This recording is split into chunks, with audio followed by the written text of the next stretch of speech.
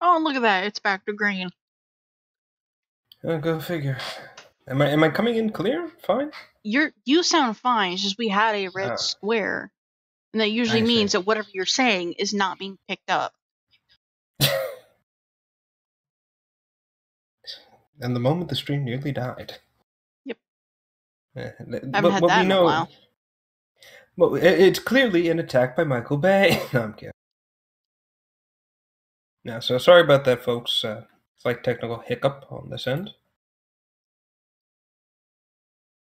Yeah, sorry about that. Hopefully the stream comes back online and we don't need to. Oh, we're already back online. No, I mean, like, it doesn't, like, cut it in half like it usually did back in the day. It did. Well, fuck. I can flat out say it did, because it stopped streaming entirely and said, well, you just finished streaming 1 minute ago. Boy. Yeah. So, yeah, welcome to part 2 of the slight fuck-up that it was the stream. I guess we can call it, like, episode 40.1. I guess. Something like that. Ugh, I hate that. I really do. Yeah. That has not happened in a long while. Yeah. Oh, well. Let's get back into it. So, right. So, basically, the movie soft reboots Michael Bay's movies. And it is the studio and the director is Travis Knight, the same guy who did Kubo and the Two Strings. Which means it's going to be a fantastic film. It is. Like, I have not had the time to go and see the movie, again, due to work, but, you know. But I've seen clips. I've seen it.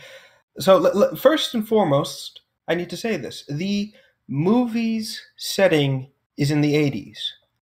They went above and beyond to make everything look like it was in the 80s. Like, this, if you actually blur the screen a bit, like add the film grain of old CRT TVs and things of that shit, this thing will actually look like it came out of the 90s kind of movie. That is how well done it is. Like, how well it makes the setting feel like it's actually part of the setting and not just, let's put a popular movie from the 80s poster here on the random wall. Yeah. So there's that. The focus is not, amazingly, on a human for once. It's actually on the fucking robot. Yay! In this case, B. But that's not to say that his new, I guess, girlfriend? Human friend? Sure. Well, like, the movie has, like, subtle hints that there might be something more between the two, and it's like, I ain't judging. Nobody's gonna judge. It's like, it's like having, you know, the sex toy. It's the same thing, only bigger. Well, actually, what I like is that B is actually not as big as the other formers. Like, you know how, like, in the Bayformers movies, he was the same size as everybody. Not just that, but you know how in the movies proper, like in the Michael Bay movies, all the Transformers are, like, freakishly huge, and we, like, only come up to their feet. Yeah. B is supposed to be, like, a very young kid at this point. Like, I want to say teenager in this movie. And his size is half of a normal Transformer. And so his human, like, when he speaks with her, like, when he speaks, in quotations, to her, he actually has to, he can actually kneel down and he'll be at eye level with her. Like, that's how small he is. And I actually like that. I love the fact that B is actually a proper size for a young former. I like it. Which is great. The movie has heart. It has a lot of soul. From the clips I've seen, by the way, another thing I love is that the movie opens with a war on Cybertron. We actually fucking see the conflict. And instead of a giant Rubik's Cube. Exactly. Go figure. It's as if this is what we've wanted. What also is amazing is that all the Transformers actually look like robots and not vomited up. What's the word? Vomited up scrap. Like They don't look like a bunch of metal just glued together at weird angles, like an art piece. Exactly. What I loved is that the Decepticons look like themselves again. That was something I Go when I ahead, go went to go ahead. see the first Michael Bay movie, like 1 out of 5 times in a row. By the way, I saw it 5 times in a freaking row. I question your sanity at this point. I lost my fucking mind when my mom said, "Hey, I want to go see Transformers," and she was like the 4th time. Jesus. Ugh. But Yeah, just. I had seen it so many times. I was so tired of it. But when I went to go see it the first time out of 5, Mhm. I was excited because I love Transformers. I love the old stuff, not the stuff that actually had Bumblebee. I remember Hot Shot, not Bumblebee. Oh God, I love I Hot Shot. He's my remember that. favorite. Oh, just memories come flooding back. Anyway, when I went to go see it, I was excited because I thought, okay, we're gonna go see Transformers from my childhood. I'm gonna recognize everybody and I'm gonna freak out. I watched the movie and just, who's Just no. Bumblebee? Who is that? I recognize Optimus, but why is he covered in flames? What? I didn't Oh, recognize you want to anybody. hear? No, no, no. You want to hear something hilarious about the whole Optimus with flames bit? Hmm. You want to hear something funny? Michael Bay's justification for giving Optimus Prime flames was because, in his words, not mine, CGI red wouldn't be captured correctly on the cameras. I'm sorry, what? What? Motherfucker, what? What? Exactly. And this is it's obviously bullshit because everybody in this movie, the red bots that are red look fine, and it's Mm-hmm. clear that this is another one of Michael Bay's. I want to make this like I want to make it. Fuck the fans. And But the plus side is, like, whenever people see a picture of a blue semi truck with like red markings, they immediately think Optimus Prime. you know what's funny? I shit you not. When I was heading back from Walmart one day, right? Um, there was a car had just whizzed by us, and I remember it was like solid white with like a black stripe on the top. And it was a sports car, by the way. And as it whizzed by, I see a Decepticon insignia on the bumper. Well, not even the bumper, but like on the side, heading towards Yeah, yeah. the trunk. And then about like a few seconds later, I'm like, okay, so someone's getting a ticket. A few seconds later, I see a red and blue semi whiz by at the same speed, and my immediate thought was, oh my god, Transformers are real. I would have thought, okay, where the fuck is the cameras and where should I avoid the explosion? Oh, no, and you know what else? My father, he works as an electrician. He helps put up like posts and things like that, right? Mm-hmm. So he thought it would be a good idea. Those trucks that have the multiple arms and like to Yeah. move the crane pieces. Mm-hmm. Yeah, so he buys 2 Autobot stickers and he puts them on the doors for like just to be silly. Because again, my father he's a huge mech head, right? So Mm-hmm. he drives to a little suburb and starts working with the machinery, but he's still in the truck, so he hasn't gotten out yet. Immediately, a little kid sees this and he hears a kid screaming, "Mom, Mom, Dad, Dad, look, Transformers outside, it's outside." And the parents walk out, they see the truck and they look at their kid, and then my father's like, "Oh no." So they come up to the truck. Dad immediately comes out, not from the front of the truck, but like from the side, so the illusion's still there, and he says, "Look, I'm really sorry about this. I thought it would be fun." And they're like, "No, no, it's fine, it's fine. You're making our son's birthday." And then immediately, my dad, as the kid's like watching the truck, waiting to see it's like transform or whatever, my dad bumps the controls again. Like every so often, he'll bump them and he'll make the arms move like it's trying to reach for the ground. He's like, "It's transforming! It's transforming!" Like, bless his soul. But yeah, my father made a kid's day that day. It But was I, amazing. I love stories like that. I absolutely love it. Yeah, but as you can imagine, also hello, Shadow. Shadow Win Winnick Shadow Ink Vids, Vids. Shadow Ink Vids. Welcome to the stream. They're Hello. a friend of mine from I see. Tumblr. Oh, that's fine. That's fine. And that's the thing. That the movie opens with a fight on Cybertron, and we see the Bond fighting. We see Shockwave. We see Starscream. We even see my main man Soundwave actually sound like Soundwave. It was amazing. I was like, yes! The best part is they didn't go with like these weird they didn't go with these weird angular robots, like something from modern age. They took the designs of our childhood and brought them to life instead. You know, perfect example of that is just, you say that. This is a perfect example of that, like one-to-one. Yeah, I saw. It's just, oh my god. It's what I like amazing. Is like, they did bring back, they did like use the designs of like the old models, but at the same time, they added more detail to it, but it didn't ruin the design. Exactly. They added mechanical detail where it needed to be, but they also added panels and things to it, so that way the design didn't look like Garbo. Like, again, look at what's the word? Like, look at Shockwave in the image I sent, and you can see you see the wires and everything, but you see the panels that are covering the exposed wires and everything. Like, okay, I know I'm a robot, but I need these things to protect my chest.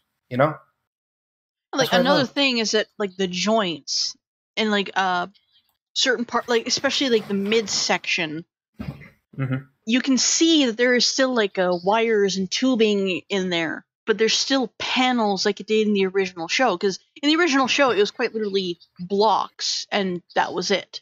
You didn't really need to question it because it's a cartoon. Yeah, they were American Gundams, basically. But for live action, you have to add those details because then it's just going to look really weird. It's like the Detective Pikachu Pokemon effect, where it's very clear that they're trying to recreate all the Pokemon from the anime and from the games and everything. But unfortunately, because it's so anime-esque in design, they're adding things like more fur and things of that nature to make them look more real. But to me, I don't think that works. Because it creates the Roger Rabbit effect, basically. You still see it's a cartoon, but they're trying to make it as realistic as possible, and it just doesn't work. I know the artist that works with the people making the movie that design the Pokemon as they are in the movie. They have great artwork. I'm hoping it'll look okay. Like, regardless of how it turns out, I'm going to go see it. Yeah, I'm not trashing the dude. I'm not saying he's no. I'm just saying I appreciate his attempts. I really do. I think he's doing a good job. It's just I feel that it's not gonna come out as well as like our brains are gonna immediately go, yeah, but this is supposed to be a cartoon. That's the problem I'm saying, or I'm seeing with this attempt. And anyway. Lately, I've been getting like worked up and angry over people in movies. Because there are movies where you have to throw in the logic button, like, that actor would not survive and all that shit, if it's applicable. Yeah. But for the most part you tend to forget that it is indeed a movie. It's not real. Like, the directors are well aware that, like, I'm going to use Fast and Furious because it's like the biggest red button for this. Like, nobody seems to cut it any slack because they forget it is a fucking movie. It is Hollywood. We're already aware that it's fake and that none of this is possible. We don't care. Movies are made to entertain us. It is not made for us to think. Well, if it's a documentary, then go ahead and point that stuff out. No, I have to I have to disagree there with it. It's not supposed to make us think, specifically because no, you misinterpret. It doesn't make us think about what's going on in our lives right now. You step into the theater, anything that's happening outside is gone. It doesn't make us think.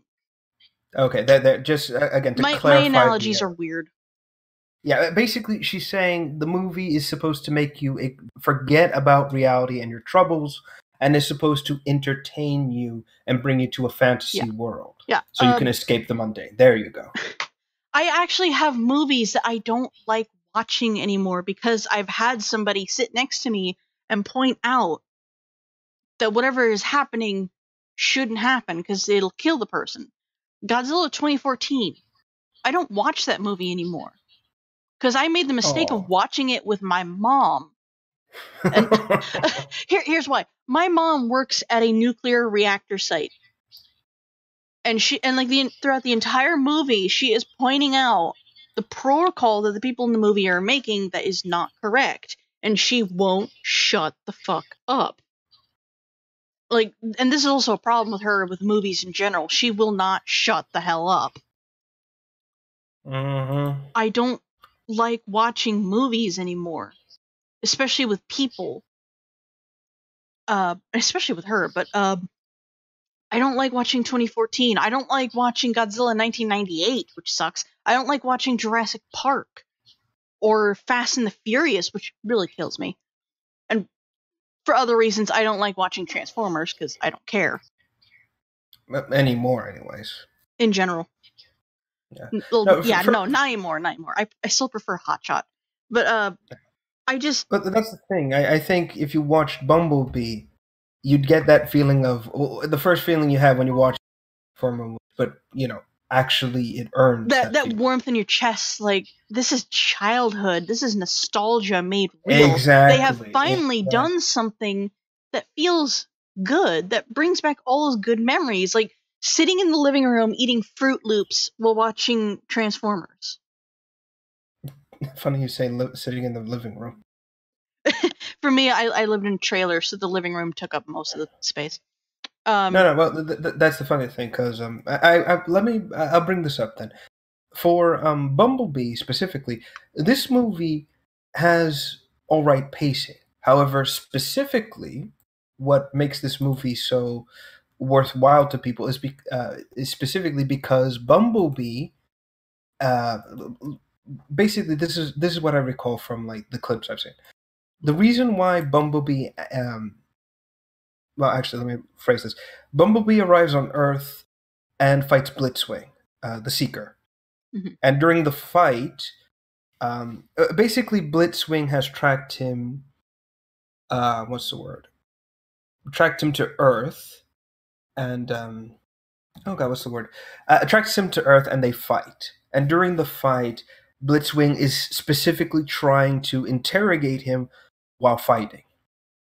Pummeling him, trying to beat the information out of him. And during the fight, Bumblebee flat out says, "I'll never tell you, I'll never talk," effectively. And Blitzwing, being the sinister fuck he is, basically says, "Is that right? Well, let's make it official," and rips off the voice box, which is you actually see the scene. You see B's HUD immediately freak out, trying to alert him about the damage, yada yada yada.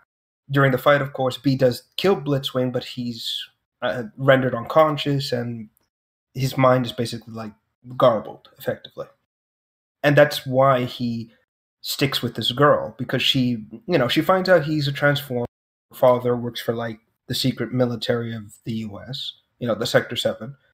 And so she builds a bond with B, and that's something I actually like. You see this bond between them actually form, and it's amazing. My absolute favorite bit is this girl and her friend invite B to what's the word? To do a prank on this girl's life. And so she's trying to teach him how to TP the tree. So she takes a roll of toilet paper and throws it, and she specifically unfurl, throw, and just have it catch the tree. And they have a gigantic what's the word? They have a gigantic container full of toilet paper. Just unfortunately, a prank, bro. And unfortunately, B decides to take the entire box and throws it into the air, which unfortunately it just all goes flying in different directions. And immediately they look at him like, okay, try, good attempt. Actually, wait. This is perfect. Actually, since we're talking about it, you know, he does it, and they're just like, well, you tried. And immediately they move on to the next prank, which is just grab eggs and just chuck it Oh at, no. yeah, just chuck them at the car. And so she shows them how frail they are. She throws it at a, and B immediately is like, oh, I get it. And what I actually love is that he grabs both cartons, does the sneak run, you know, to like, you know, when you sneak run towards something, and then smashes the eggs in his hands, slams his hands on the roof of the car, and just smears the whole thing. It's like working with a giant baby. And they, you know, and they're actually laughing because he's getting the hang of pranks. So, you know, they're laughing. He's laughing. He's just kind of hitting his hands even more on the hood of the car. And unfortunately, he goes a little overboard and actually completely and utterly destroys the car by mistake. Like actually jumping on the fucking thing too. Oh. So then the people in the house immediately start noticing, like, hey, something's wrong. Both kids attempt to hide. Oh, Shadow Ink just is now following us. Yay! Oh, thanks, Shadow Ink. Welcome to the shit show.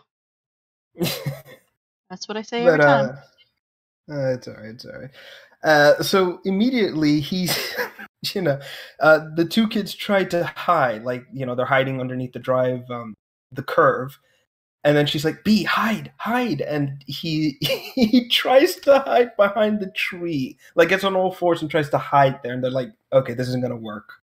So they, you know, of course, they run away. B turns into the car and they drive off. That's the thing I'm talking about. It's little scenes like these that make a movie feel so much better. Hell, there's even a whole bit where B is in this girl's house, right? And this is roughly the time when he's regaining his mind, like everything of that nature. So his visor activates, and you know it's like zooming in and everything. The garage that he's in has a little doggy door for the dog, and immediately he's got the visor on. He's poking his head through the doggy door, and is using it to, you know, look around the house. What you don't see is that he's slowly pushing his head through the doggy door to the point where the door just snaps off its hinges, just chink. And he's like, oh no. But immediately, now that the door is out of the way, he thinks it's a good idea to actually go into the living room. And actually, there's a little cute bit I liked, where when B, you know, obviously the door's like at a weird angle. So instead of like, you know, so he actually semi-transforms the upper part of his body so he can squeeze into the little doorway and then walk inside. And then, you know, he transforms back to normal. And it's hilarious seeing a gigantic robot in a tiny living room trying desperately not to destroy shit and failing miserably at it too. There was an attempt. Yeah, like my favorite is he walks in and he starts tipping over like knickknacks and things. He's like, oh no. Well, you know, just having a little freak out about it. So he then thinks it's a good idea to sit on her couch and just kind of sit there. The second he sits on the couch, right? Like just sitting there like, it just caves. The whole thing snaps in half and he's now sitting on the floor and he's like, oh no.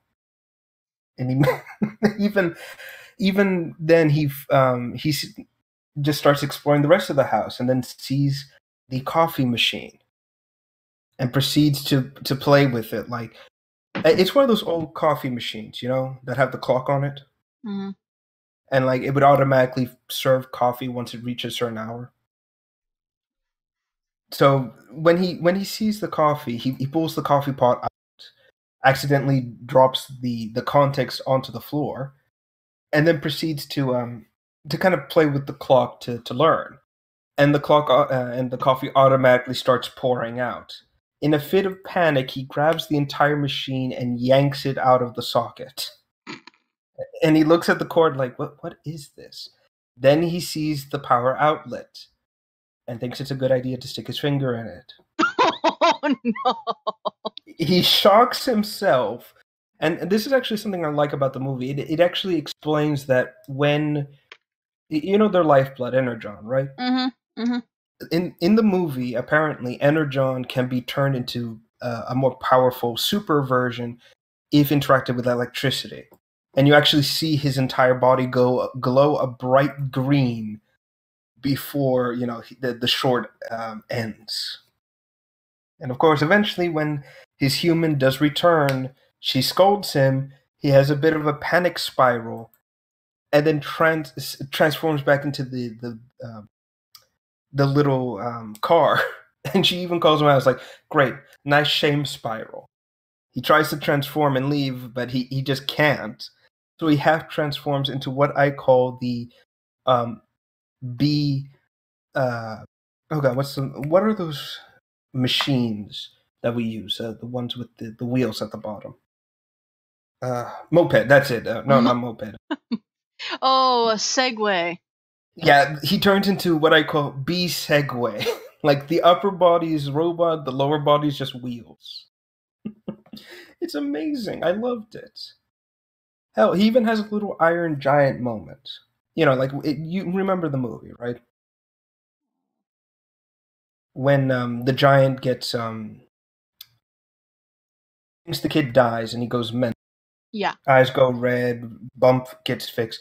Same thing happens. Basically, the humans that capture him pretty much just abuse the poor thing to a point where, you know, he goes into, I'm just going to exterminate you all mode. And of course, she's the one that kind of tells him, this isn't, you know, you're not like this. They're just, you know, they're scared. They don't know any better. That kind of thing. They also bring, the other thing I like is that they also bring in two other cons. And they're triple changers. And I love it. They are, of course, yeah, they're called Shatter and Dropkick. Shatter is actually new to the Transformers universe. Dropkick is not. Kind of figured. Yeah. Shatter is a female con, red, and actually I kind of like her design. Pretty crazy. Dropkick is, well, he's a prick. No two ways about it. Actually don't like him that much. Yeah, but anyway, they actually, what I like is that they're actually cunning, they're deceptive. When they come to Earth, they make up some bullshit story that B's some sort of criminal outlaw, and they're trying to capture him and bring him back to justice. Hell, when Shatter says all this, Dropkick's like, "Are you kidding me? You're really saying all this?" Like, and he's not even subtle about it either. He's just like, "Why are we even bothering? Why not just squish him?" Hell. And of course, the whole point of their trying to find B is that they're trying to find Optimus, because in this movie, the cons are winning, Autobots are almost wiped out, and if Optimus is dead, then they win the war effectively. That's the whole point. So they attack B, they capture him, and they find out, holy shit, Optimus is coming to Earth. We could kill him now. Just wait around. And of course, they like I said, the movie just kind of comes to the point where they try to activate, I guess, a weapon or a signal or something, and use it, you know, to I guess pretty much do something evil. It of course ends with B basically kicking both their asses, and I actually loved it. So, as I mentioned, they're both triple changers. So when B fights Dropkick, who turns from a helicopter to a muscle car to a robot, B actually knows how to kill him, which is basically, let me just get some chains, throw it at him, and while he's transforming, he'll get caught up in his own, like all the gears and everything will get caught up with the chain. Actually, let me see if I can. Well, no, it's kind of the what's the word? it kind of makes sense because with the basically in Transformers anything, triple changers have a major flaw, which is if any part is damaged or doesn't transform in the right way, they can destroy themselves by mistake. And B takes advantage of this. By the way, I should also mention Dropkick just does not care about anything. He flat out kills we actually see a human get completely reduced to jelly because of him, and even brutally murders Cliffjumper, another Autobot. So watching him getting caught up in the chains and just having B give one little tug and every part of him just snaps off violently, I'm okay with this. In fact, I even love his last words is like, do you really think these little chains will be pulls? His arms come off first, and then the upper body just kind of twists violently before exploding. So I'm like, yeah, you can go fuck yourself. Shatter's a bit different. They have a big fight. B destroys a dam, and, well, she gets crushed by a ship. And I don't mean like crushed like, oh, you know, we don't see her body, we just assume. No, I mean like she gets crushed and then explodes. Wow. When I saw that, my immediate thought was, I'm fine with this. Like, we've seen a lot worse from the movies, but this is fine. This is tasteful. As weird as it sounds. Yeah. Yeah, and of course the movie ends with basically B on Earth, kind of like, which kind of makes you think it's going to lead into the next, into the first Transformers movie, except Optimus appears before he's supposed to, and several other comets are coming to Earth, supposedly with other Autobots. So effectively, this is going to be the Transformers we need, and like I said, all I can say to this guy is, thank you. I think you might have single-handedly saved the franchise. Yeah. from a special effects artist who thinks explosions are plot points. Mm-hmm. Like, seriously. That said, John Goodman's character is good. I like him. Hound is a fun character. Like, as much as I hate the Transformers, the Bayformers movie because they're pointless and stupid and they do bring in some interesting characters to the mix. I do like that they're adding like more character to the Transformers. Oh, especially with this movie? Yeah. Like I said, this movie was amazing. Everyone played. I mean, like, I don't like the Michael Bay movies, but I like that they're adding more character to the Transformers. So, like, Hound is not afraid to swear and forget that humans are tiny, or scoff at the fact that people are calling him fat. Yeah. Like, even the honorable samurai character makes jokes at his expense. Actually, kind of I love it. No, I love his justification for it. It's like he's saying, "No, it's not my fault." It's like what was it? I'm not fat. It's just all my shiz. He just like jingles all those guns. And then, of course, his friend's like, "No, he's a chunky." Wham. So, but like, I guess that's one saving grace about the Michael Bay movies.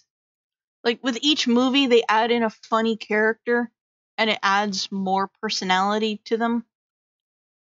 Yeah, but it's only for the Autobots, though. The Decepticons, they're all just turned into snarling animals or people straight from the ghetto. Mm-hmm. Which I'm like, this is why the movie Bumblebee is so refreshing to me when it comes to Decepticons, because they're all unique characters. Blitzwing is a tough bastard who, while he's beating up Bumblebee, before he executes him, even says, "In the name of the Decepticon Alliance, I hereby sentence you to death. Any last words?" That kind of thing. Like, it's clear he's enjoying the fact that he's beating up the little scout, but at the same time, he's like, "I've got a job to do, and I have to do it." Dropkick and Shatter are, they're seekers. Their job is to scout out, but that doesn't mean they can't have a little fun while they're at it.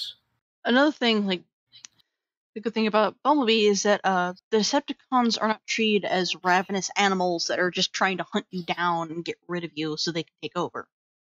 Yeah. Like, my problem with the Bay movies when it came to like the Decepticons was that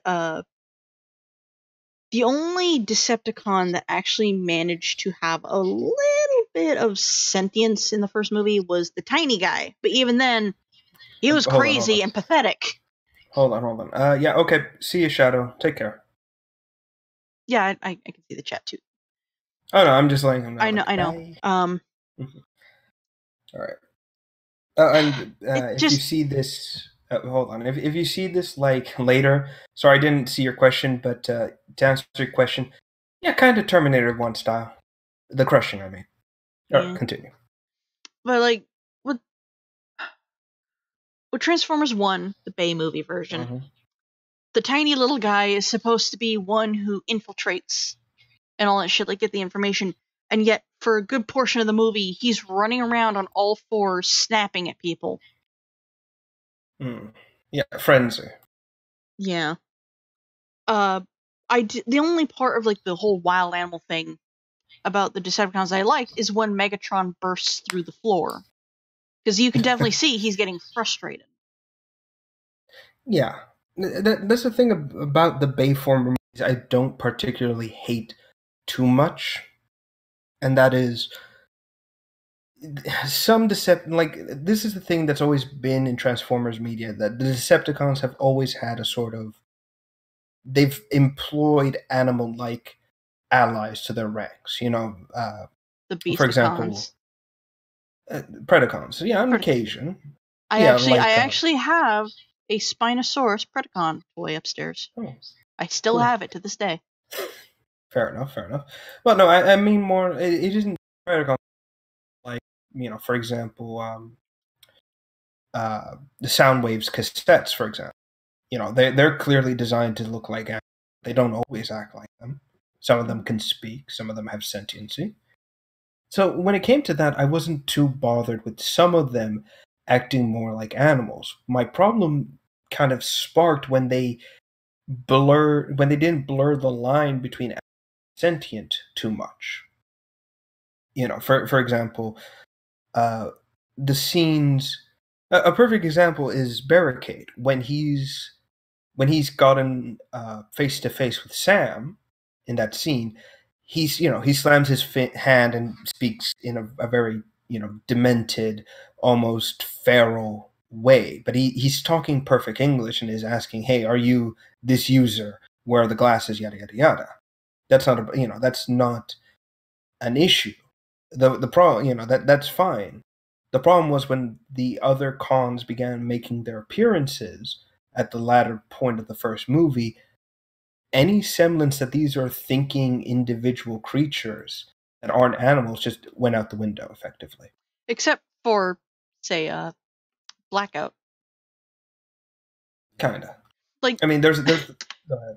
We saw next to nothing when it came to Blackout, but we did see a bit of thinking sentience with him when he started stalking closer to the fight and activating his rotor blades.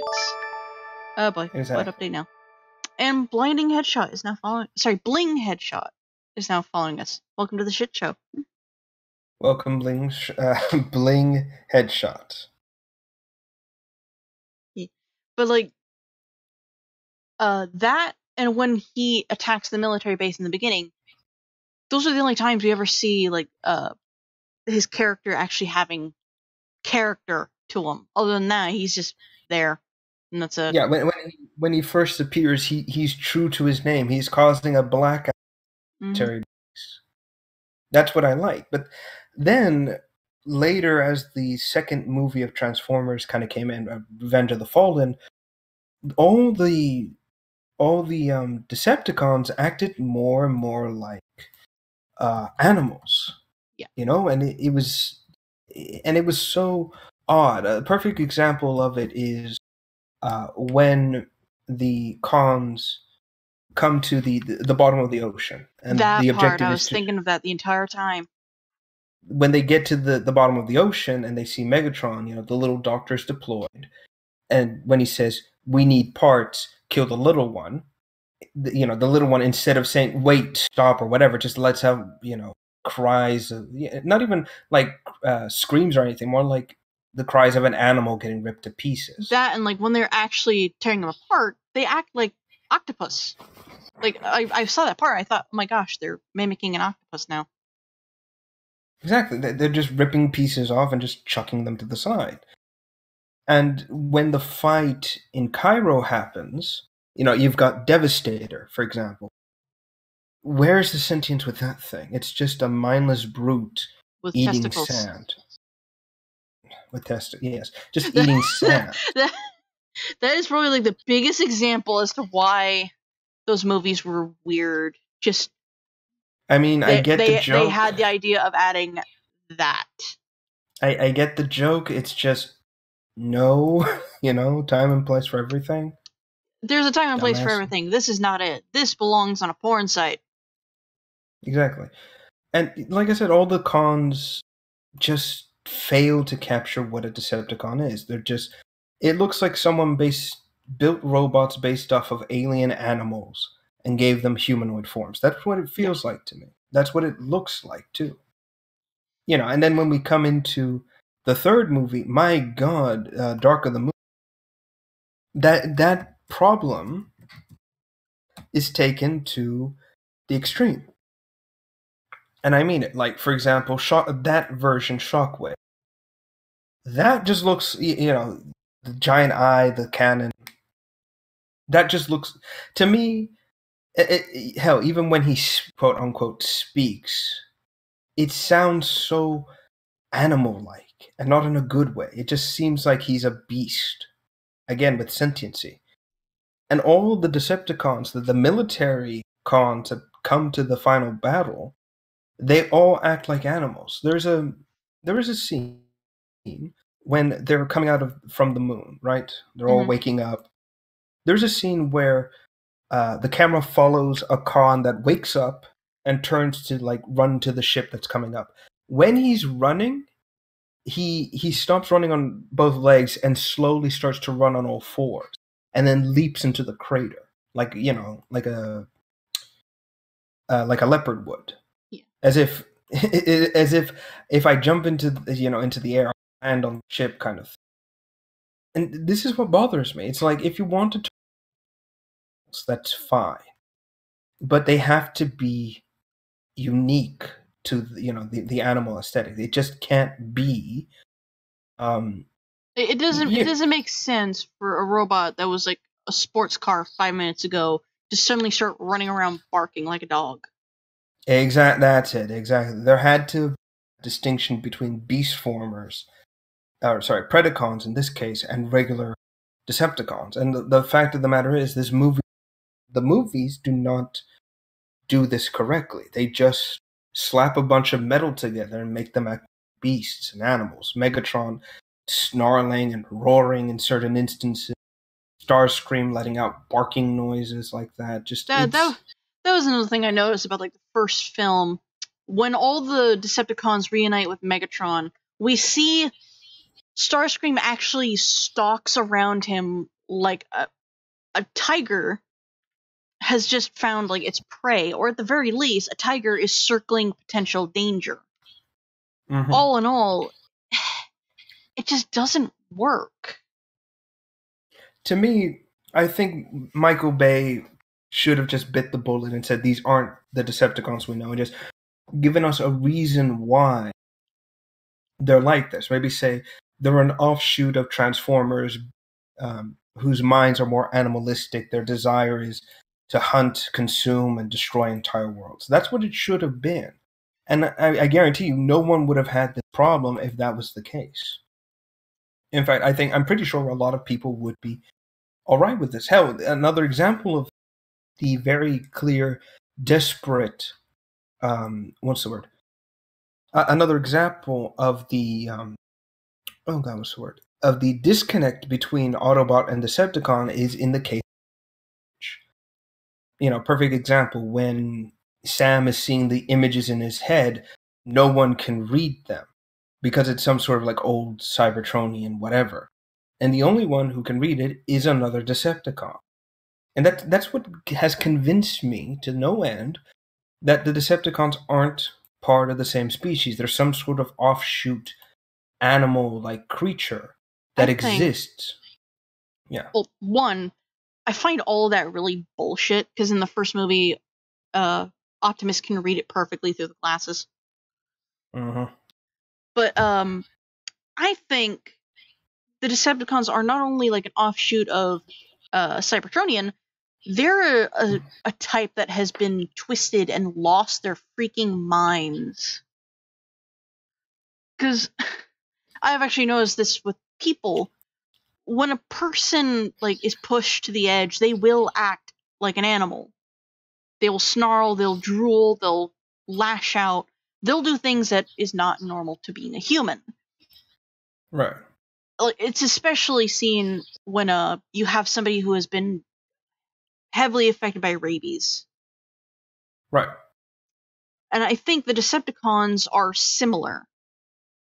They have lost their freaking minds doing what, I don't know what caused it, but something has caused them to snap and change. They don't want to be like every other Cybertronian. They've completely abandoned any sense of humility or humanity in their system. Yeah, pretty much. In fact, for the Dark of the Moon video game, there's an entire level devoted to playing as Megatron, and in this entire thing, you don't have weapons. You for some reason, all your systems have malfunction.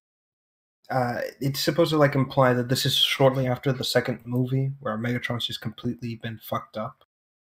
And during this level, your objective is to find plutonium to restore some systems, which again, that's a fuck up in the writing department, but whatever. That's weird. Yeah, exactly. It's like, why are you whatever? And during this level, Megatron, there's a bunch of eggs everywhere, Cybertronian eggs, and all over the what? Cybertronian eggs? Yes, and during the level, Megatron, because he doesn't have weapons, uses the plutonium in his stored in I guess it's like a deployer thing, whatever, like in his arm, and he launches it at the eggs, and the eggs hatch, and little robotic hatchlings, that literally called hatchlings, crawl out, swarm an Autobot, and devour it. And the hatchlings look completely just, what is this thing? It's not to me, like I said, it's not a Cybertronian baby. It's something else. What the hell? Yeah. Hold on, I'm gonna pop this up on screen. This isn't the first time either. I mean, in the comics before Dark of the Moon, there's an entire scene, or an entire comic fight between Optimus and Megatron. And Megatron, to prove that Prime can't go all the way, it can't do what's necessary, he purposely surrounds himself in a chamber full of hatchlings and purposely has them crawling all over Megatron. And in his exact words was, look upon these the hatchlings, and they're his exact words are like, they were born Decepticons, under us. So what will you do, Prime? Will you murder them so that way they won't be soldiers for me, or will you let them live so they can choose for themselves? Wow. Again, that's okay. Credit where credit's due. That's actually pretty clever writing. I like that. But the fact that this is part of the shitty Bayformers movies, no. No. Yeah, and that's not the only thing. In the third, there is there's an entire scene, or a brief blink and you'll miss it scene, where Megatron arrives in Africa among arrives in Africa with an encampment of Decepticons. Mhm. And there are, I think, 2 barrels, like metal drums. And inside are fully formed humanoid Cybertronians. Like, these are clearly babies. And Megatron immediately brings one of his hands, or, the left claw hand, and starts sprinkling something over them, like food or something. And immediately says, "Don't be greedy, my fragile," implying that these are his kids. No explanation where they came from or why. It's just here. Huh. Again, it's weird. Just, what is going on? I don't know. And like I said, this is what annoys me about. This is not Transformers. This is something else. Like, this is some twisted imagination from Michael Bay, and he's using the Transformers name to make his weird robot his weird humans versus robot fan fiction come true. And like I said, what I'm hoping is that Kevin Knight and his studio, like, I'm hoping this movie does extremely well, which I don't have any reason to doubt it will. And I'm hoping that they will be given the right to continue making the Transformers movies. And hopefully they can tell Michael Bay to eat a dick and make their own movies. And if their movies are anything like good, like this good if they're anything like Bumblebee, good, full of heart, and respects the source material, this guy will be sitting on a mountain of money within year's end. Just saying. Like I said, I hope this is the case. And then I completely and totally mail Michael Bay the biggest fuck you letter I think I could ever muster. Not like a letter that doesn't just have the word fuck you printed on it in big, blingy Vegas letters. No. I mean, fuck you in the sense of, like, this is an entire essay written about why you're a terrible human being and why you've ruined the childhood of so many kind of letter. Yeah. Just, if I do that, I want to like, just, like him glare and go like, motherfucker. You know what's funny is that Yep. I'm a Decepticon person. Woot. But after, like, the Michael Bay movies came out, I really didn't like being a Decepticon or anything being associated with Transformers, which really, really hurt, by the way. That really hurt to say. Because, like, I used to watch, the ones with Hotshot. He's my favorite. And I have, like, scenes playing in my head on repeat ever since I've seen that show. I got people walking up and down the stairs, don't know where the fuck they want to go. And my mom got me a Decepticon shirt. It's, like, bright green. It's got a big logo on the front. By now the logo's faded because I've worn it so much. And since the Michael Bay movies, I have not worn that shirt in public. Wow. Because I feel ashamed. Like, what he has done is that he has made people feel ashamed of being fans of Transformers. Yeah. Like, I understand, like, little kids enjoy Transformers still. Like, go ahead, do that. We're like, not going to tell you otherwise. No, you know what's funny, right? The IDW has made their own Transformers comics since I want to say 2016, roughly. Mm-hmm. And these comics are really good. Like, they made, like, what I love about the IDW Transformers comic is that they give a reason for why, like, you know how you said you're a Decepticon and you're a fan of, yada yada yada, right? Yeah. Ironically, the comics give you a reason, an actual legitimately good reason to join them, to actually sit there and say, I can fight for this cause. Not just, oh, I'm evil. No, I mean, like, legitimately sit there and say, this seems right, kind of thing. Yeah. Like, in fact, what I love about it is that Megatron and everyone make the whole idealism behind Decepticon appealing.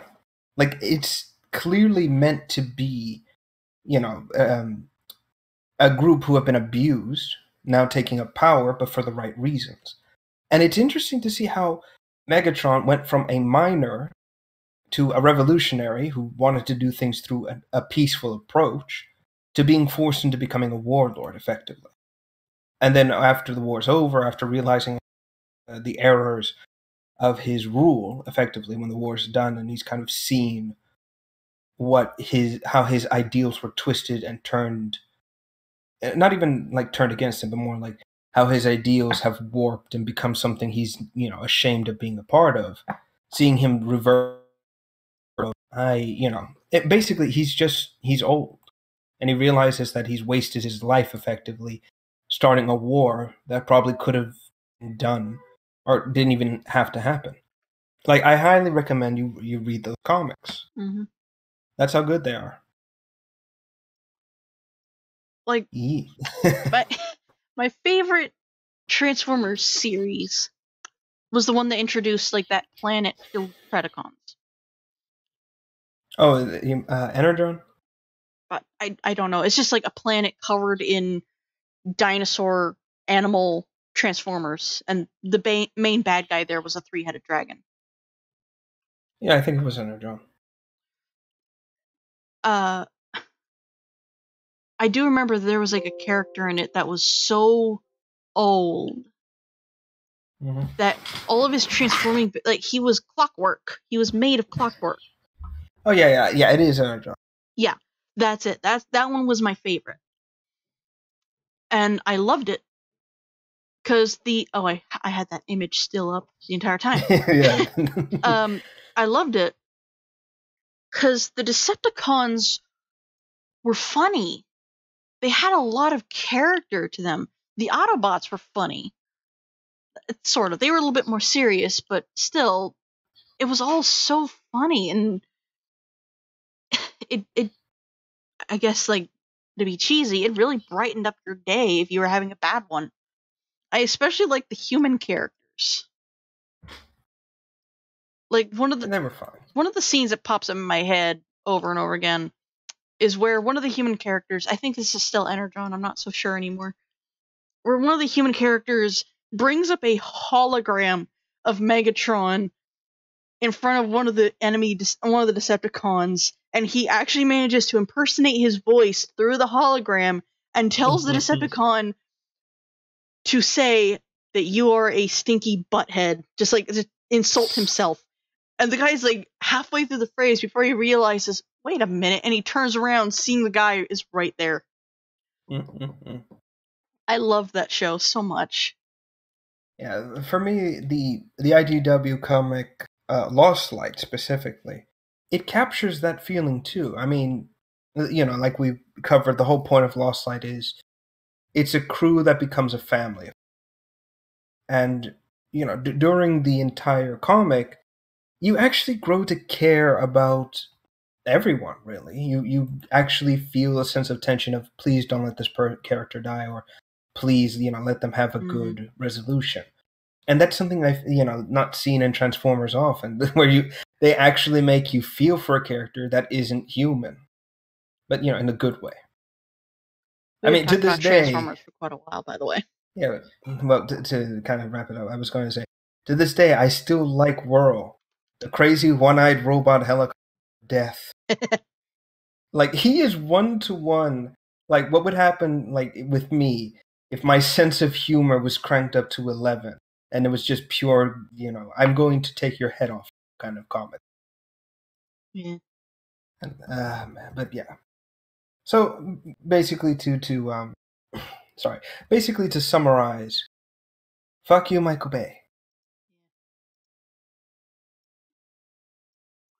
Granted, you brought on a new generation of Transformers fans. Downside, you completely erased a generation of Transformers fans. Yeah. It is a cycle of go fuck yourself. Right. Yeah, so Moving everyone, on. please, it's like, everyone, please send your hate to P.O. Box. No. We don't know his P.O. Box. We don't care to know. No. Oh, actually, hold on. Sorry, she sent me something. Yeah, I know this guy. Not the model. I know the guy who made the model. Actually, funnily enough, I had thought about putting their. So, in fun the, fact, Rev, if you search Transformers, you get a shit ton of Fallout 4. Ha! Oh, you But get Cruella DeVille's car. How the fuck?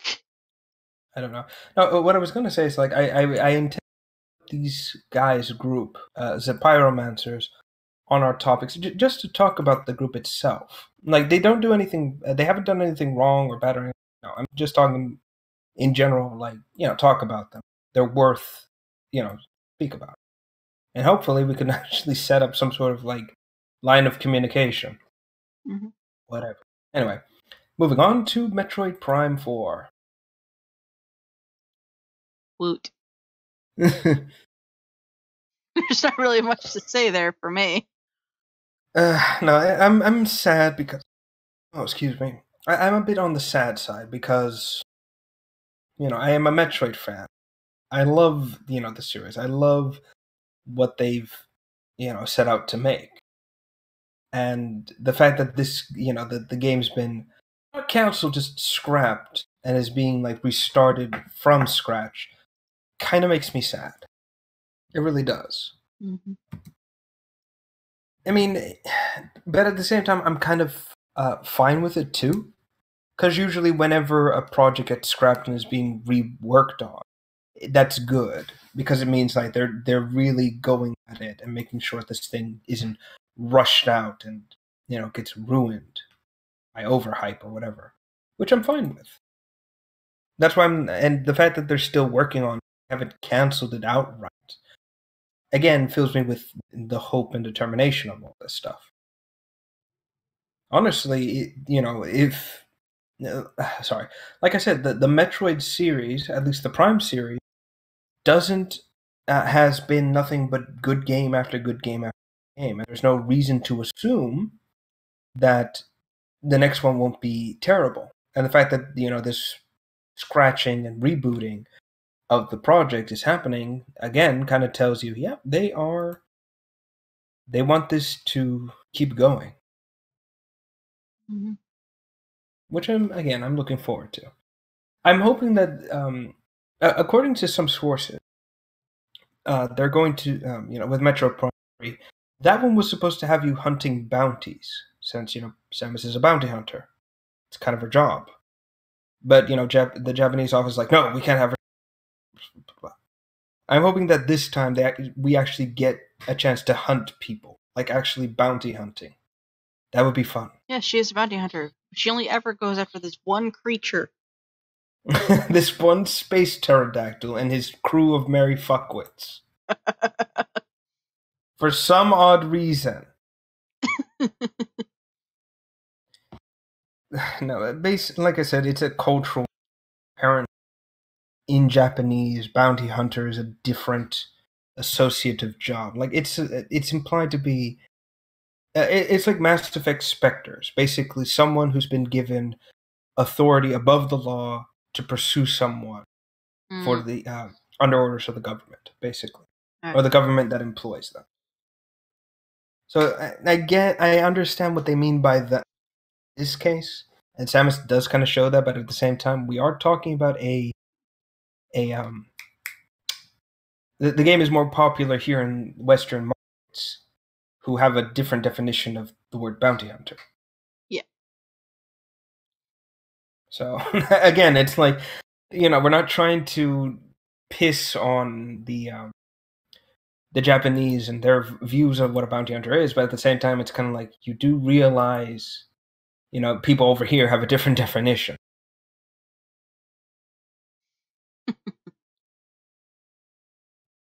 But it's like, again, it's kind of like,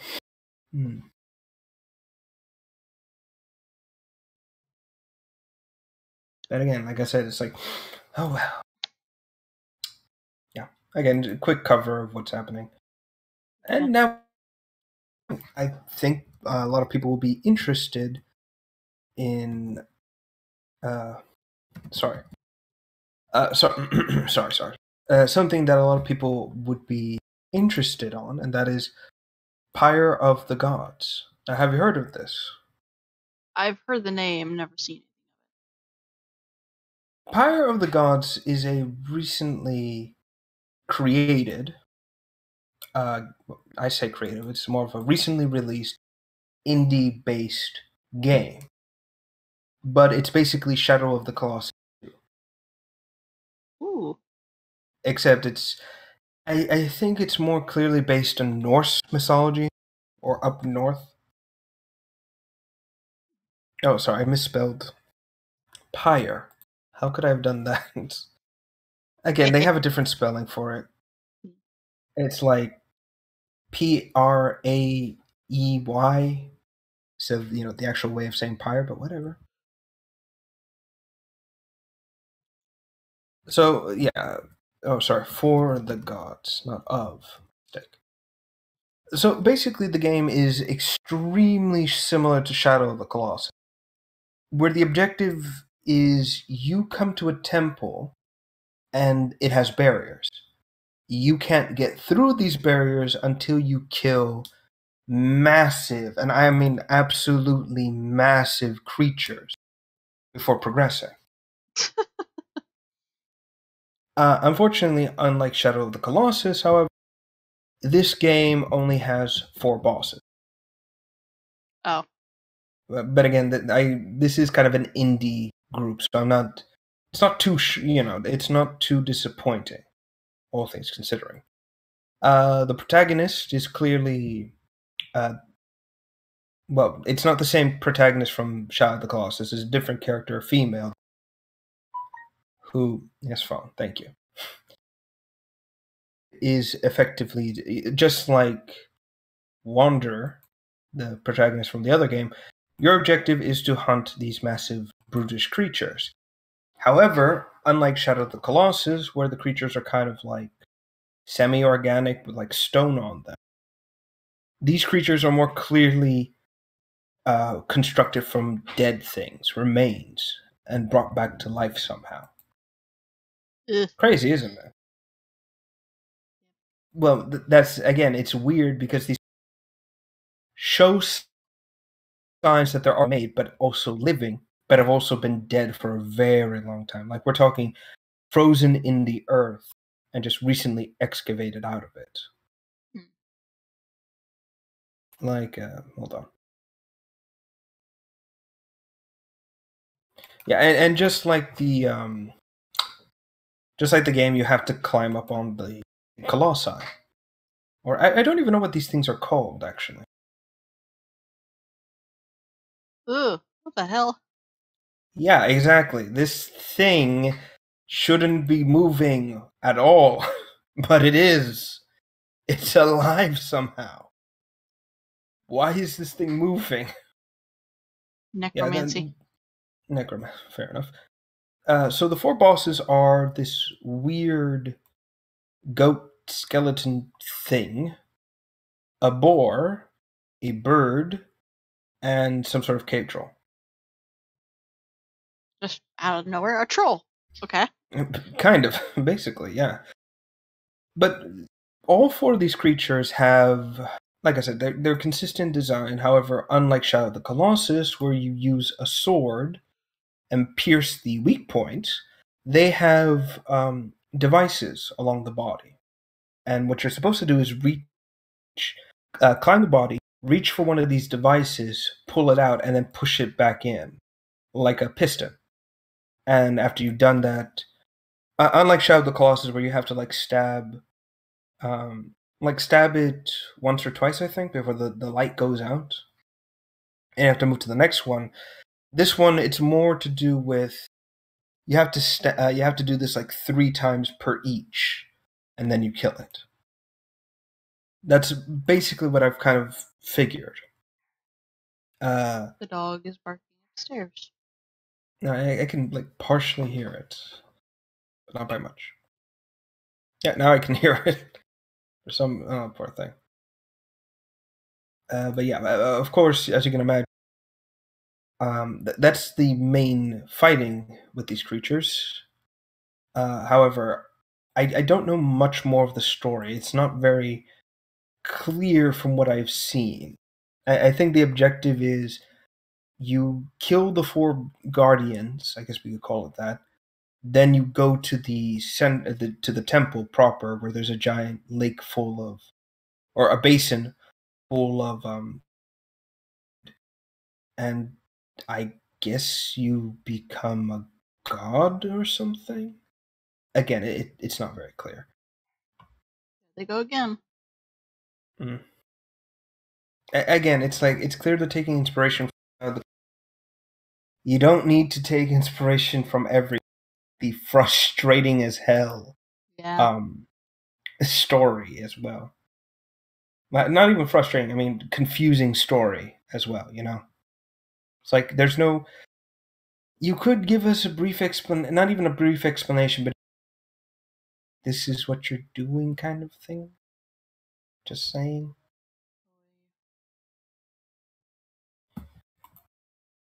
You know, it's just it's odd is all I can say. And I think what they're trying to do is I think they are to make Pyre of the Gods. What's the word? I do think they're trying to make it sequel to Shadow of the Colossus, like in universe kind of thing. Since the studio, Team Ico, I think they're called. Yeah, Team Ico. Since Team Ico's never made a sequel to Shadow of the Colossus and has never really re-explored this universe, I guess you could call it. I guess this is like their way of like continuing the story without officially continuing the story.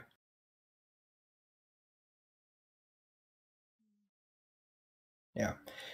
There are mini enemies as well in the game, which I kind of find kind of cool. You are given a bow and arrow as a defensive mechanism. They're kind of like evil spirits. Something that the original Shadow of the Colossus never had.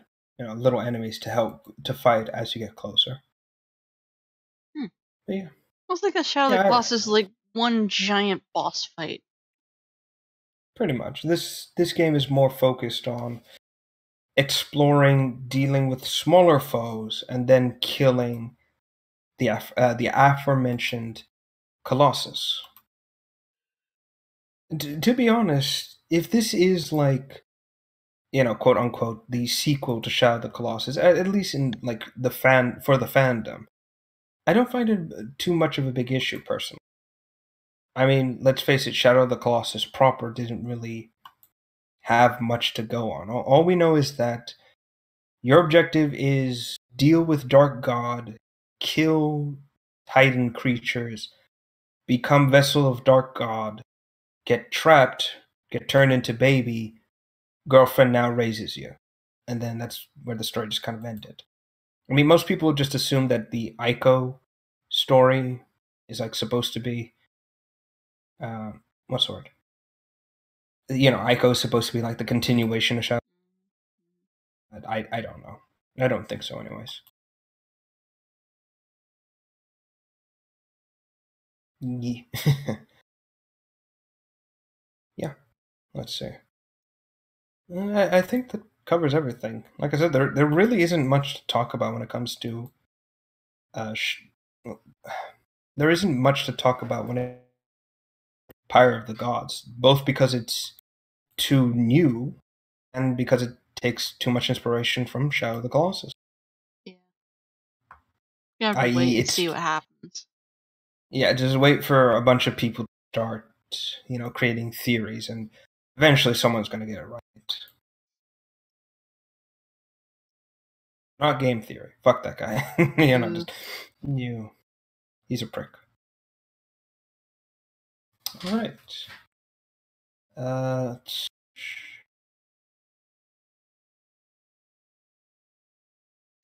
I guess it's on to our monthlies, huh?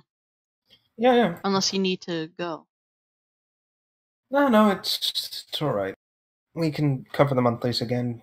Won't take too long, I think. I have some pictures for your Gundam. I haven't set them up because we were streaming.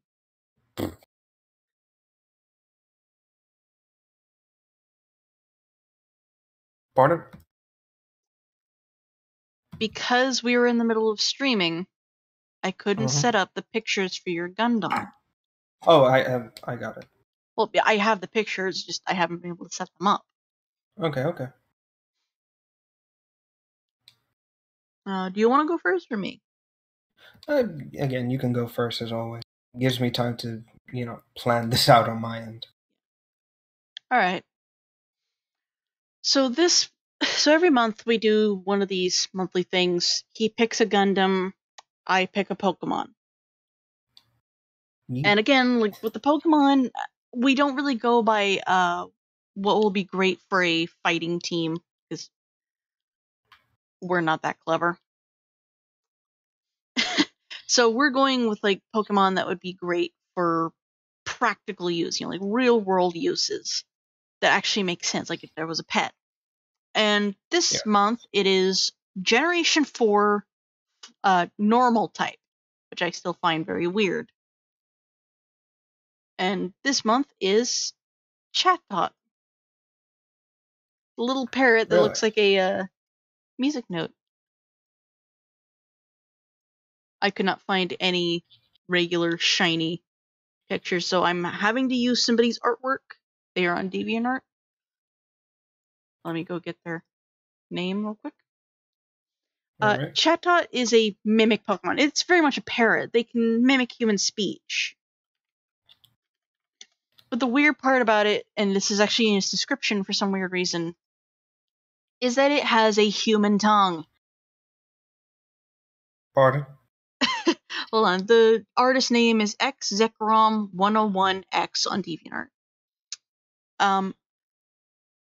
Chatot has a human tongue, just in the way it looks and functions. It's a human tongue. So they can mimic human speech very easily. Oh, they have a human okay. Yeah. I thought the way you said it sounded I know. It's weird.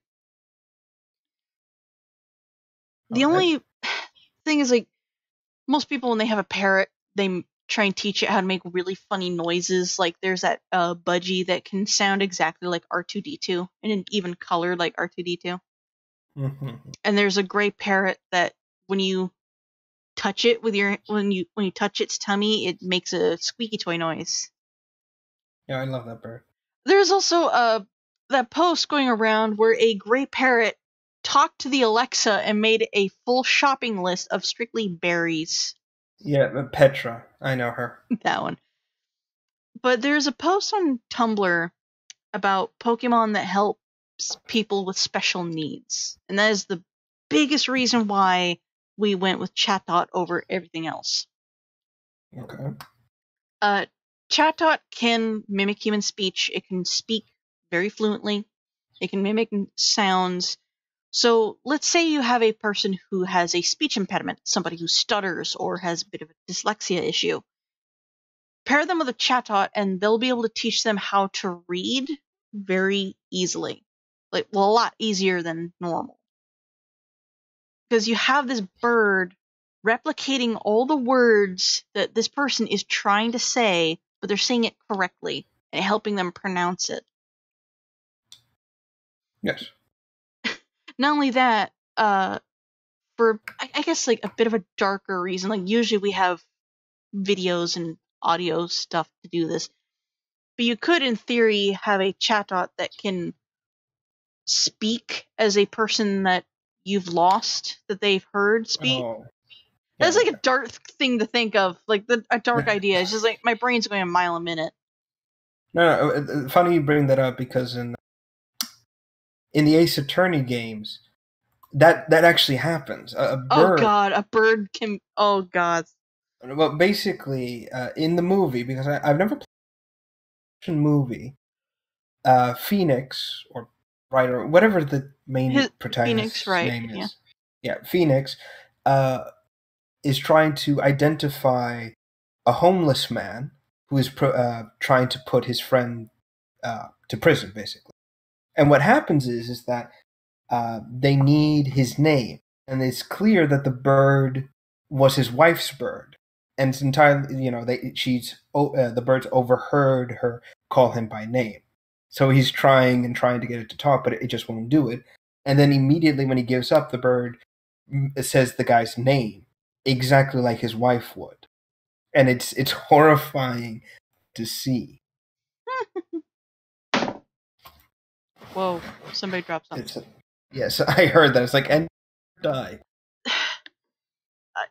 My mom and I like to call the remote control the power penis, because my dad and my brother refuse to let it go, and whenever they have the remote, we have to do it. We have to watch whatever they want to watch. But the problem is they don't know when to just put it down, so it constantly drops to the wooden floor every fucking night. And it's so frustrating. Just put your penis down. We don't need it. Stop holding it all day. But no, I still think ChatDot would be a great.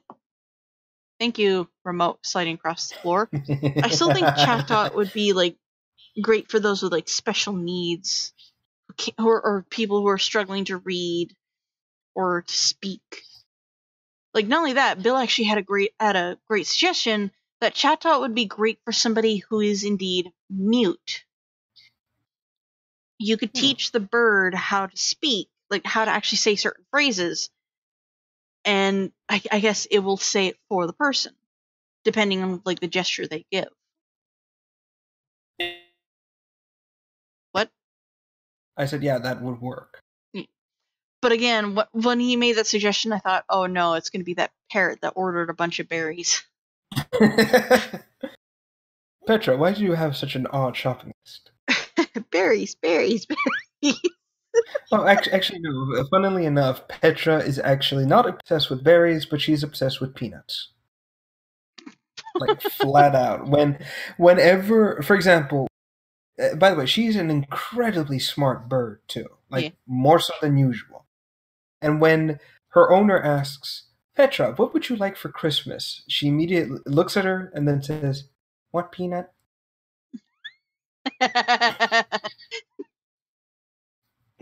It's so cute. Hell, she even knows how to manipulate her owner, too. Like, when she tried to get her to... they're trying to... she's trying to get Petra to understand... a color training, a color association. Like, with a little ring toss thing. She's trying to get the bird to, start training. But the bird refuses, and Petra flat out says, Petra, want a peanut? Immediately. Her owner says, well, she can get a peanut, but first you got to do this. And only after, when she gives her a peanut, does the bird start actually playing with the toy. Like, she knows how to manipulate her own. Mm-hmm. Anyway, go on. Parrots are very smart. They're very, very smart. It just takes patience for somebody to teach them. Yes. Yeah, like, other than that, just having a ChatDot as your typical gray parrot or budgie or even a cockatiel, which is one of my favorites. It works. It's definitely a pet Pokemon. Yes, and this one especially will be quite useful for, like you said, people who need special need things like voices and so on. I can see it working. Also, fun fact, its tail is a metronome to keep rhythm.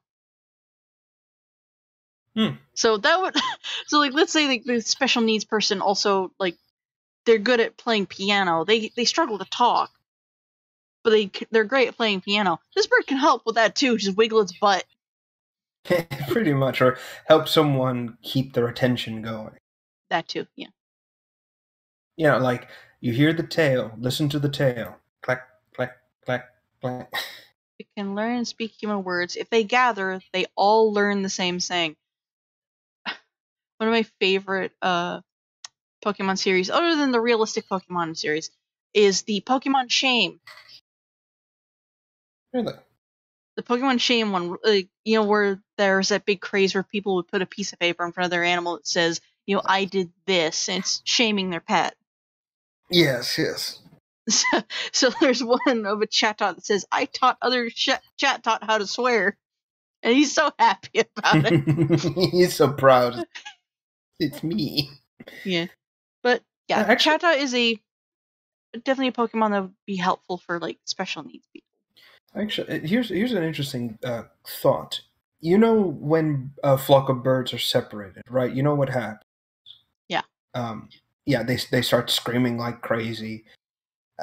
Specifically, no. There's a reason. Apparently, they play Marco Polo in the air to keep a head count of the flock. So my question is, would Chatox do the same thing, or would they all just say one word and listen to for the flock to repeat that said one word? Very likely. It's like immediately, I don't know, a Charizard flies past a pack. They all get swept away, and immediately you hear one just say, fuck! And then immediately 10 others just start shouting, fuck, fuck, fuck! With the fact that, parrots can be very, very loud when they say certain words, that Charizard's gonna be hearing that for miles. Just all these Chatots screeching at as loud as they can, saying "fuck" as loud as they can. Funnily enough, it's like that one parrot whose owner did the whole blanket thing. You bring a blanket up and that was funny. Oh, I love that poor little white bird just screaming, running around like, "Where is he? Where is he?" Oh, I felt so horrible for it. But yeah. Again, this is a good pet bird / special needs brood. Yeah. I'm Unlike last month, which was a pig, just because it was a fucking pig that can light on fire. Wait, perfect for barbecues. Yeah, I remember now. The pig was great at cooking berries. There you go. You can have an entire vegan / vegetarian one. Or great jam. Also that. It's kind of like that. Well, it was kind of like that restaurant that serves fire-cooked watermelon. That looks like meat. Oh. Yeah, that's the thing. Yeah. I'm not making that one up. I don't doubt it. All right. So, yeah. Guess that covers your monthly Chatot, ladies and gentlemen. The bird that can mimic anything. That has a weird human tongue. Yes. In its pocket. Kind of like an... No. All right. Moving right along to my monthly thing. So, yeah. Pardon? I'm mumbling to myself, tuning the pictures out. I see. To Gundam. Most of it is Yes. On the wiki, it's like the black and white pictures of like the guns and stuff like that and the anatomy. I do have one full picture, which is the one you sent me before. Oh yeah, if you want, I could send you the front and back. back. It's right there. What? Yeah, I can send you the front. It's already in there. Oh, good. There we go. It's like good. But yeah, so this month's mobile suit of the month is the Zogok. This is a particularly favored mobile suit of mine, specifically because of the design. As everyone can probably tell by now, this is yet another aquatic mobile suit. Yes. Yeah. It is. Its armor plating is incredibly thick, making it actually one of the stronger, at least when it comes to armor, mobile suits, aquatic mobile suits. This thing can take several beam shots and still keep moving, fighting, and even losing an arm won't really slow this thing down.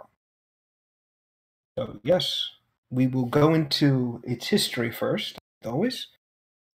The few Zogoks that were created at the California base did not participate in the assault of Jaburo because Zeon Commander Char Aznable, aka Blonde Fuck.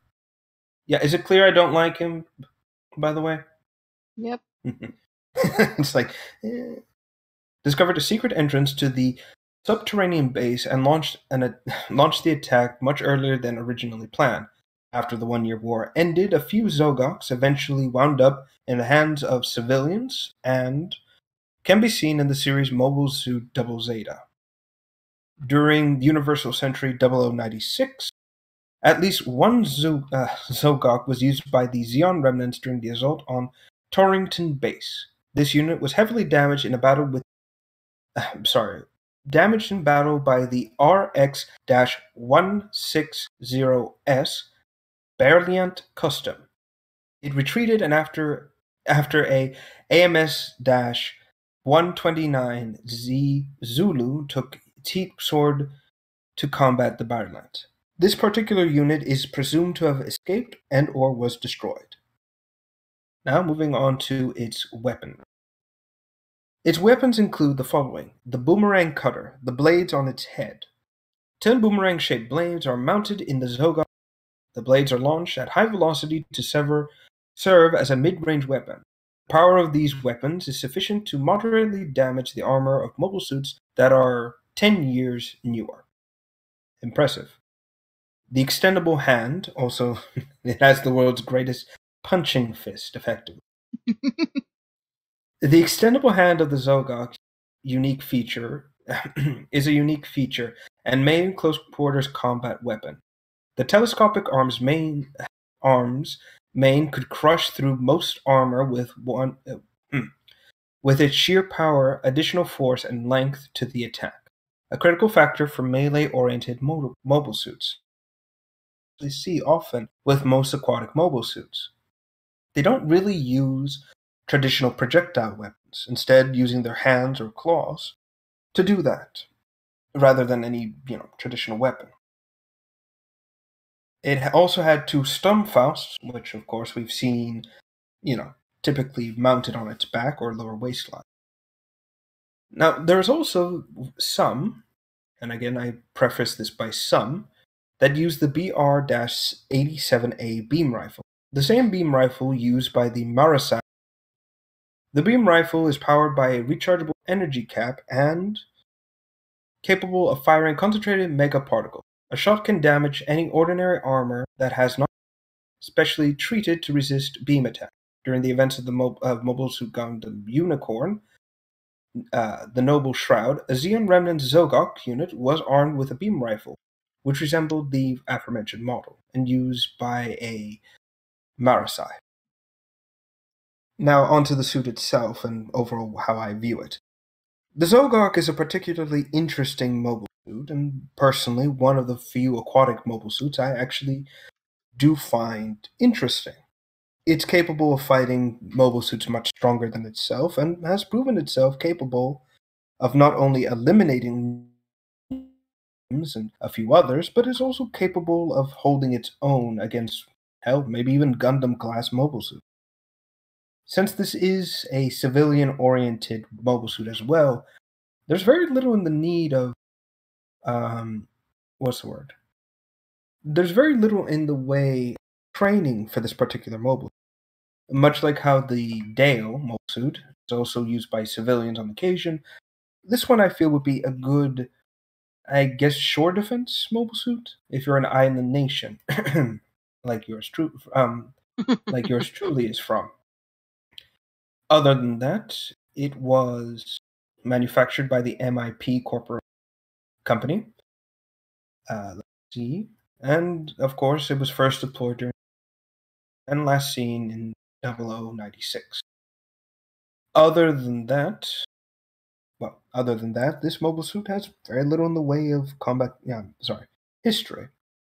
Overall, like I said, I like it. Is this a mobile suit I would personally pilot, though?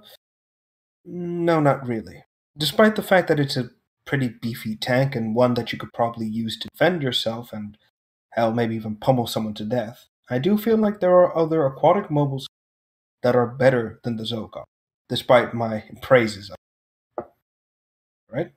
Questions, HH? Nope. I still look at it and think of a Titan from Titanfall. I can see where you would say that, especially with the head, and since most Titans only have like a head thing going on. Like, most Titans don't even have a head. Like, the head is on their chest. Yeah, typically. Like, I wouldn't really say B, technically. Just general ones like the Ronin. I don't think this particular mobile suit might see refurbishment. It's too, sorry, it's too special specifically for one kind of. I mean, yeah, maybe you would, you know, refurbish one, maybe even make base worthy, but overall, it's kind of more for or to point or to kind of point out and say this is, something I use that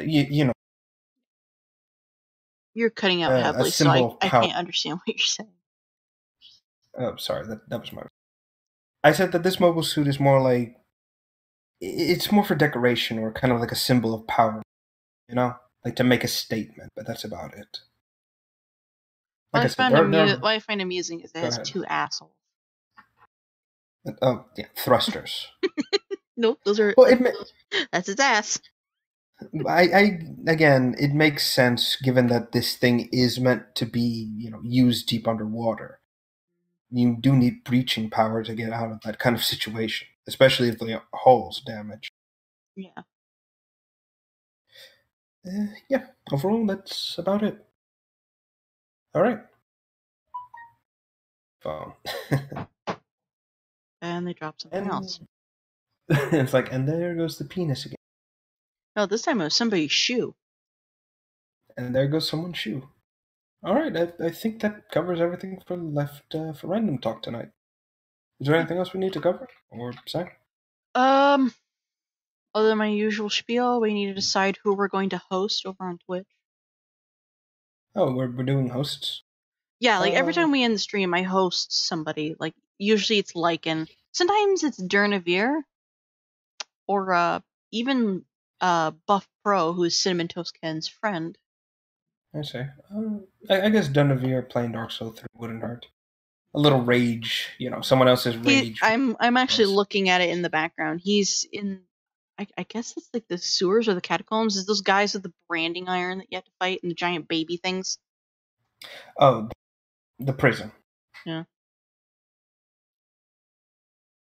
Yeah, okay, we'll go with Durnavir for tonight. Yeah, Durnavir Gaming. So, all right. So, thank you, ladies and gentlemen, once again for tuning in to this week's Left 4.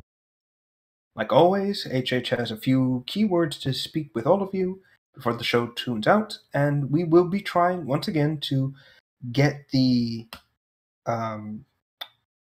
official Left 4 Random Talk Twitter up and running. Yeah. Hopefully. Yeah. So, yeah. Anyway, this has been Rev, and I hope you all take care. Yep. Okay, so now it's just me and the audience. Don't leave yet, even though you see the goodbye message. I really need to change this soon. Also, hooray, Mr. Flower Boy is back. I've been waiting to use him again for a long time. Over on Twitch and on YouTube, there's a link and a creeper face down below. Don't click either of them. They are both the exact same thing. They don't work yet. I do have a breakthrough for it, but right now they don't work. So please don't click on them. It's meant to say, like, you can support the show by clicking here, blah blah blah. Don't. It won't help us. What really does help is if you spread the word that we're live, like share the links around. You can follow us on, you can like send messages and ask questions, or even submit potential topics on our Tumblr, which I actually might need to add again. No, I have to add it again. Okay. We have a Tumblr, like we have an official Tumblr. I say official, kind of. Rev is going to be is going to be in charge of the Twitter.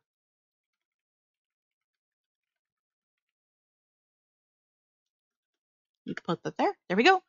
We have the Life of Random Talk podcast Tumblr in the description on YouTube. You can send messages there. I have not really updated it in a long time, save for the icon earlier.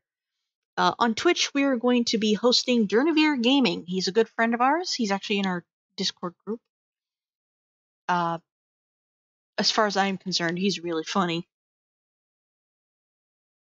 And on YouTube, I am sorry, but this is where we're going to end it.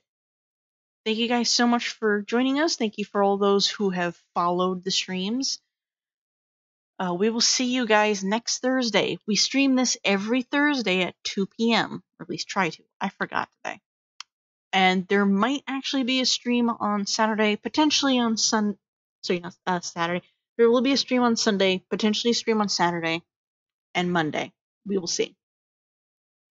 Depends how I am feeling, what happens, and what game we play.